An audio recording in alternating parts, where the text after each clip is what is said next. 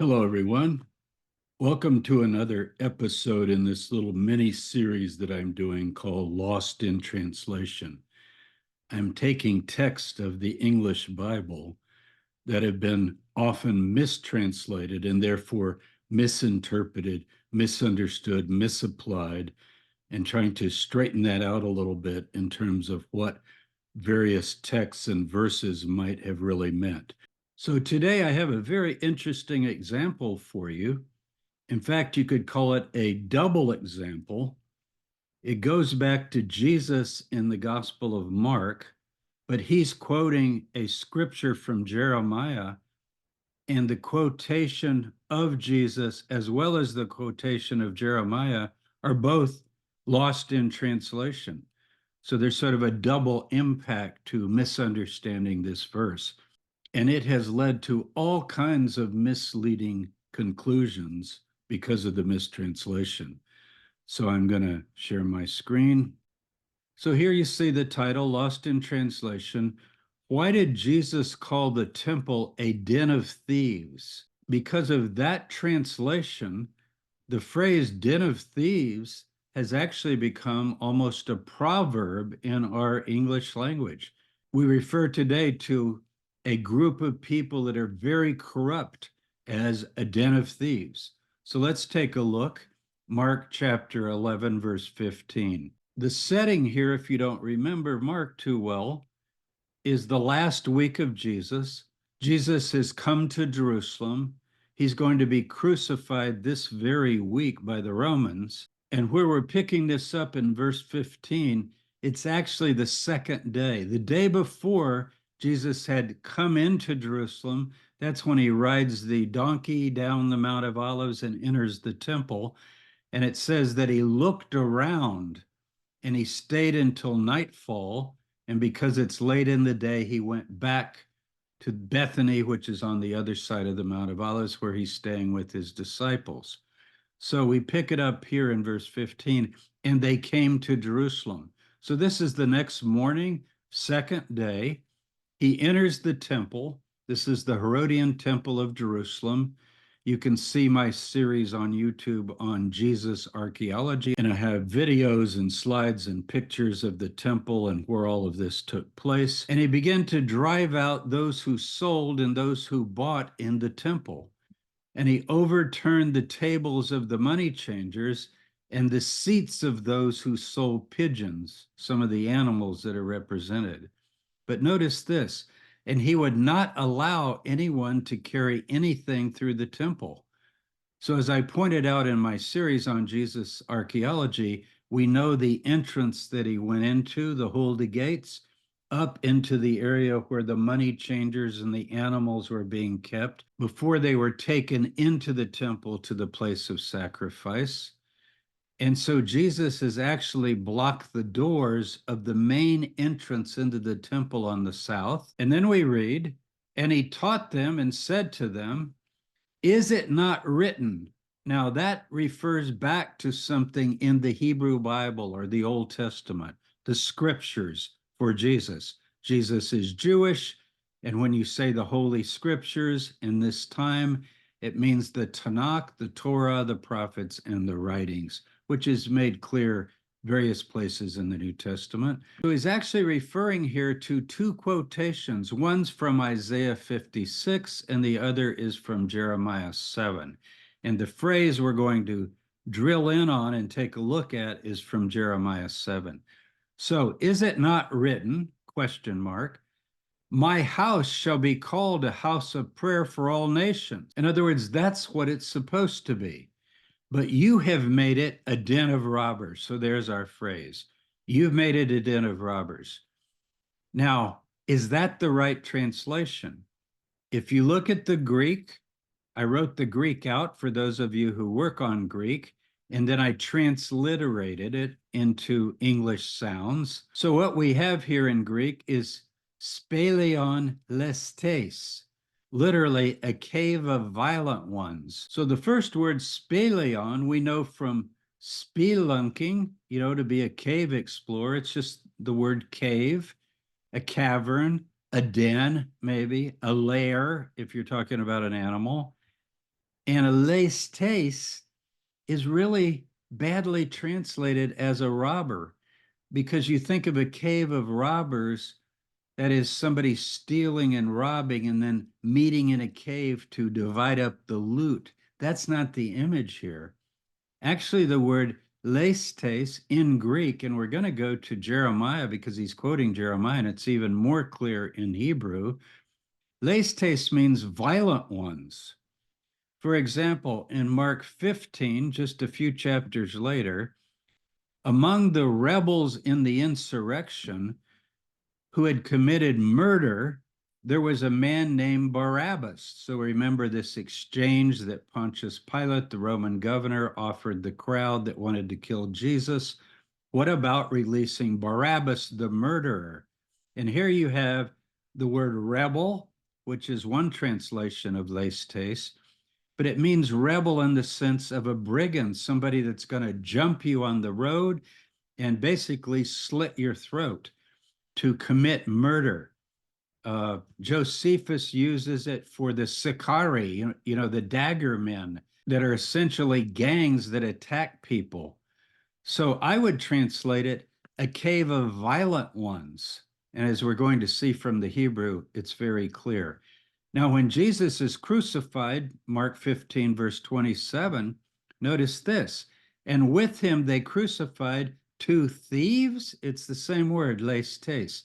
Well, we see here the violent ones, two violent ones is the idea, not a couple people that had stolen something, but it's referring back to this insurrection.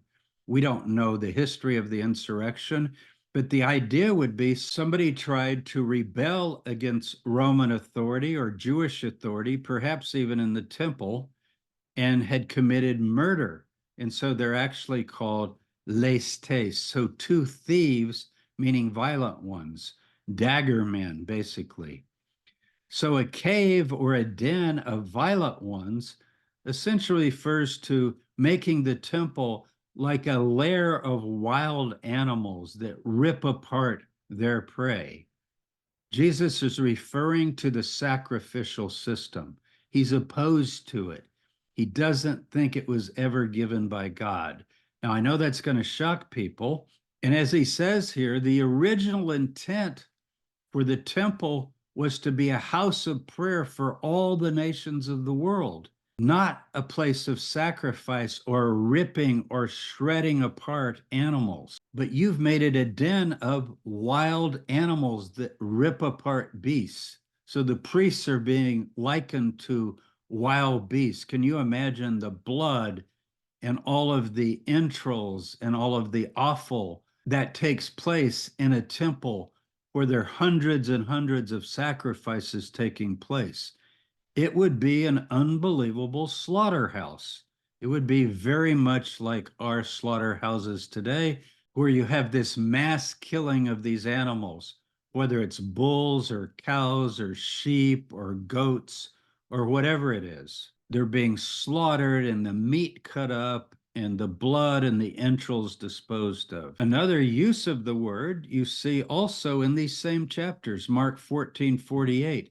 Jesus says when he's arrested in the Garden of Gethsemane, have you come out against a lestes?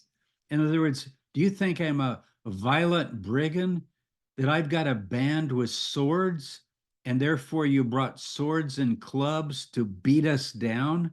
And you can see how he's using that same term, lestes. It's consistent, I think. Now let's go to Jeremiah and look at the source of the quotation, and it really becomes clear that this is the meaning of the original phrase, and also Jesus's intent reflecting Jeremiah by quoting Jeremiah. So what does Jeremiah say? He goes up to the temple in his own time, and this is before the destruction of the temple by the Babylonians. This would be Solomon's temple in the 6th century BC. And he says, objecting also to the sacrifices, has this house, which is called by my name, become a den of robbers in your eyes? Okay, that's how it's translated in English. And that's why it gets translated like this in the New Testament in English. But what is the Hebrew? It doesn't mean that at all. It's not talking about thieves or robbers. It's very similar to the Greek leistes. It's a term of violence. First of all, the word cave is very simple. In Hebrew, it's me'ara, and the second word is paritzim. Paritzim from the word paratz. What does paratz mean? To break apart, to shatter, to shred, to utterly crush something. If I were going to translate this into English, I think what I would do is say, has this house, which is called by my name, become a lair of ravenous beast in your eyes? Are you ripping apart animals the way ravenous beasts do? Here's an example of the verb paratz being used precisely in that way, Isaiah 35:9, and it's talking about the future, the way leading up to Jerusalem. No lion will be there, nor any ravenous beast. That word ravenous there is the verb paratz, a ripping, shredding beast. So turning the temple from a house of prayer. In the previous episode, I talked about Jesus giving the parable in Luke chapter 18 of the two men who went up to the temple to pray, not to sacrifice.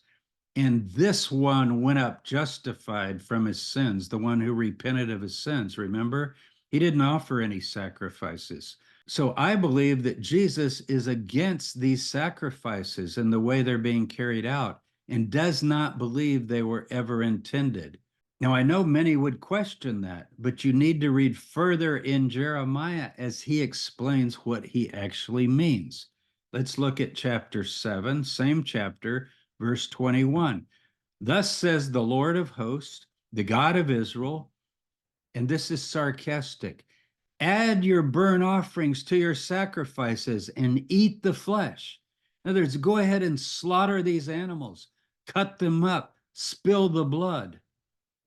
For in the day that I brought you out of the land of Egypt, when I first set you up as a nation, I did not speak to your fathers or command them concerning burnt offerings and sacrifices. Now, if you immediately read that and say, now, wait a minute, I can go back to the book of Exodus and there's all kinds of sacrifices.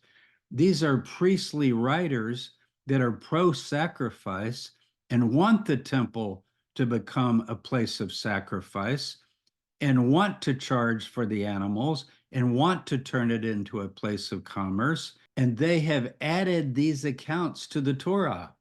Jeremiah goes on to say in the next chapter that the false pen of the scribes has made the Torah a lie. And he's referring specifically to this violence that's being done in the temple.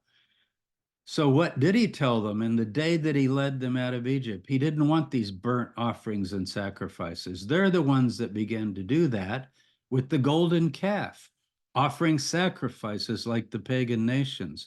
But this command I gave them, obey my voice, and I will be your God, and you will be my people, and walk in all the way that I command you, that it may be well with you. Now, this idea that sacrifices were not originally intended or even commanded when God led Israel out of Egypt is also found in the book of Amos. Read this chapter in context, and he's saying, what do you mean bringing me all these sacrifices? And he goes on to say, but let justice roll down like waters and righteousness like an ever-flowing stream. There's what God wants is justice and righteousness. And then he asks, in the way this is phrased in Hebrew means, no. Did you bring me sacrifices and offerings the 40 years in the wilderness, O house of Israel? He's saying the same thing that Jeremiah is saying, that this was not the original intent. Looking to the future, according to the prophets, and this is Isaiah chapter 11, which is about the Messiah coming, okay? Christians believe Jesus is the Messiah, and Jesus's followers believed he was the Messiah. So you can see how this would fit. These texts all go together. And what does it say at the very end?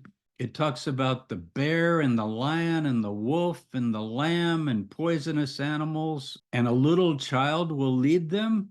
And it concludes by saying they will not hurt or destroy. And the word destroy there is shochet, which means to slaughter.